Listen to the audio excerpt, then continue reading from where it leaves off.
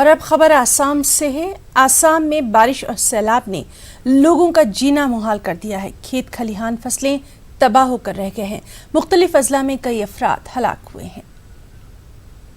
बाढ़ की स्थिति है अभी बहुत गंभीर है और ये बाढ़ की स्थिति अभी जो ब्रह्मपुत्र के जो वाटर लेवल है थोड़ा सा नीचे आ रहा है, लेकिन जो सबमर्ज्ड एरिया है वो बहुत सारे अभी सबमर्ज्ड एरिया है। अभी तक के जो सूचना मिल रहे हैं लगभग 80 लोगों का इस बाढ़ पे मौत हो गए हैं। और जो काजीरंगा नेशनल पार्क हो उसके अगर बारे में आप बात करें तो वहां देखा गया है लगभग 96 एनिमल्स का डेथ ऑलरेडी हो चुके हैं।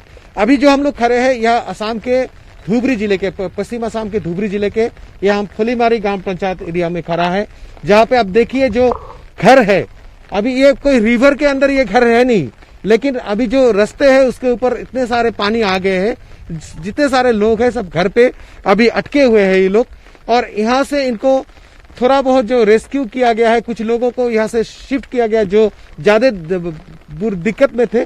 लेकिन और जो लोग हैं इन लोगों को सरकार की तरफ से, प्रशासन की तरफ से कुछ रिलीफ वगैरह मुहैया किया जा रहा है। इनके खाने के लिए चावल दाल वगैरह दिया जा रहा है प्रशासन की तरफ से। लेकिन अभी भी इन लोगों को पिछले जो एक सप्ताह से ये लोग फंसे हुए हैं, एक बार ही इसको रिलीफ मिले हैं। ये लोगों का मांग है, लोगों की मांग है कि इन लोगों को दोबारा से इनके खाने पीने का सामान वगैरह मुहैया किया जाए। मेनली यहाँ का जो प्रॉब्लम है, जो यहाँ के जो डोमेस्टिक एनिमल है उन लोगों का बहुत प्रॉब्लम है, उसका खाने का दिक्कत है। और जो पीने का पानी के लोगों का जो पीने का पानी का बहुत सारी दिक्कत है।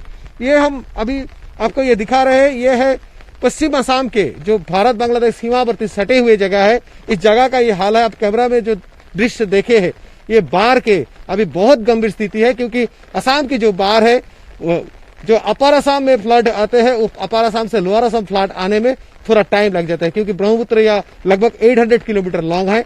असम के अपर असम के फ्लड के 3 दिन बाद ही लोअर असम में फ्लड आता है, और लोअर असम से ये पानी अभी निकल के बांग्लादेश की तरफ जा रहे हैं।